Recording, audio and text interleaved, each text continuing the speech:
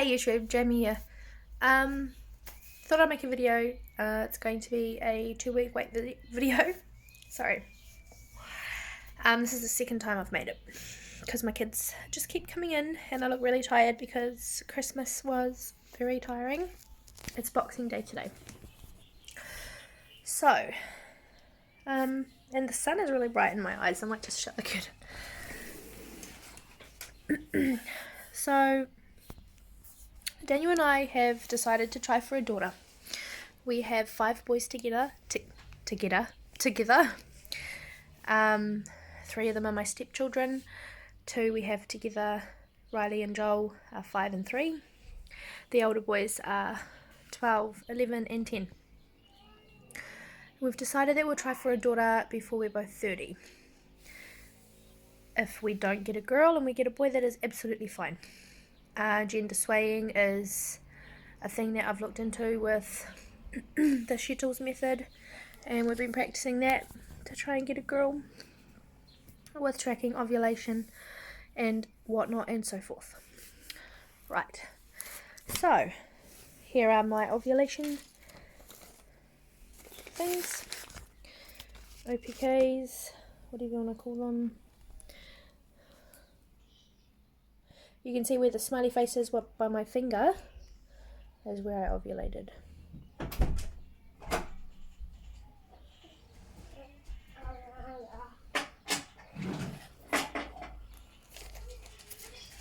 What are you doing?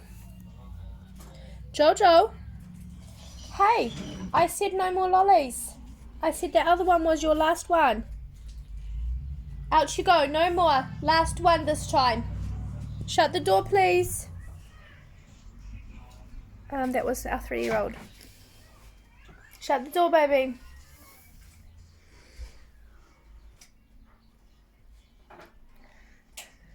So, on the 15th when I ovulated, which was cycle day 19 or 18, my period was 3 days long, so cycle day 18. But I sort of had some brown spotting on the 4th day of my period, so I classed that as a day as well. So I go with probably like my strongest day was the 18th to the 19th, and that was my cycle day. So yeah, the 15th of December I ovulated. I woke up at 5:30 in the morning with contraction-like period cramps. They weren't nice. I had to get a heat pack, and it woke me up from my sleep. Normally my period pain isn't that bad, so for ovulation to be that bad, I was like, okay, is this implantation bleed? Like, what's happening? Daniel was rubbing my tummy. I thought that I had ovulated on cycle day 8, so I thought that I was pregnant. Not the case. I got a positive, what looked like to me to be a positive on cycle day 9. Which would have been like 3 days after my period. I thought that's really strange because my last period in November was a 35-day cycle. So I thought that's got to be wrong. This is the first time I've used these tests, and they are the ones that are sort of really cheap off Trade Me. We're in New Zealand, so I think I paid $10 for 50, and I've used them all.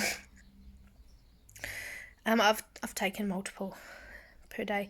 I haven't used any while testing for pregnancy, but I started testing for pregnancy a day after ovulation, and today I'm 11 DPO. Yesterday was Christmas Day, and I got my first faint positive, which was first response. And I don't think you guys can see it, but it's the one with the black writing.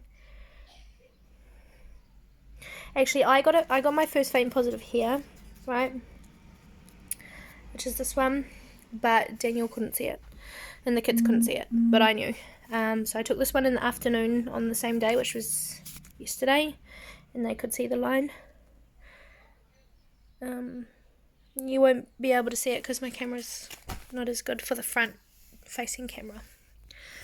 So I took another one last night as well, about 10:30. And it was positive again, but a faint line. And then I took another digital this morning, and the digital said not pregnant. So I'm not 100% sure, but I think I am. I broke open that digital test and there's a faint line, so I think that the digital just wasn't strong enough, which is bizarre because tomorrow I'm meant to be due for my period, so I thought that the digital would come up. I sort of wasted a digital test and it was like $18. I know. So my symptoms have been nausea, tiredness, a little bit of heartburn, nothing major. My breasts are not sore, but they're like a little bit fuller and a little bit sensitive, like if I push hard on them, whereas normally if like the kids lean hard on them, I won't notice. Sorry, my 3-year-old just came to join me. Yeah, so I think that's all my symptoms. Noticing that my uterus is heavier and fuller and it feels harder down there.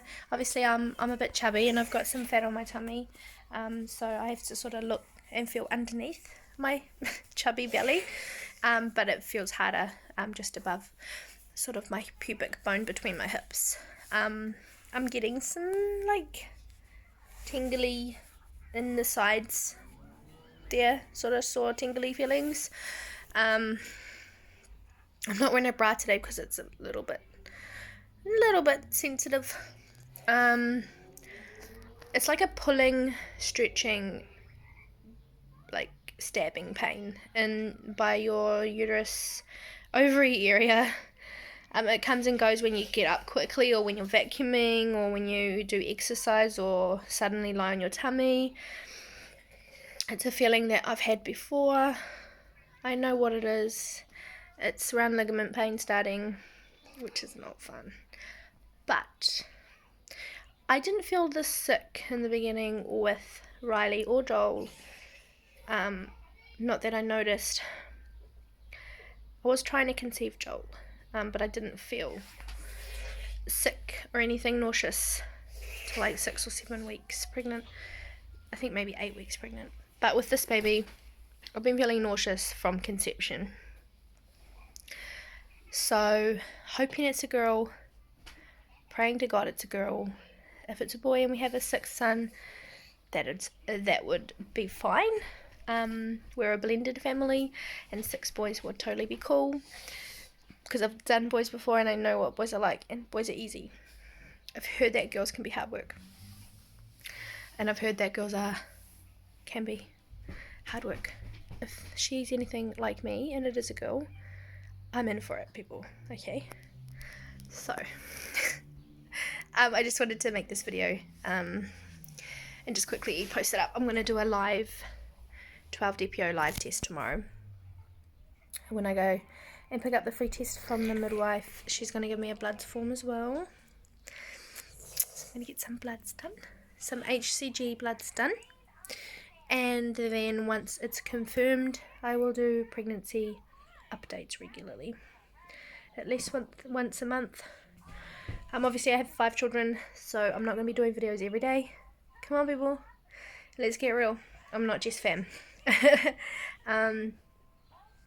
There's some mums on YouTube that obviously have the time for that, but my children take up a lot of my time, so YouTube isn't my first priority right now.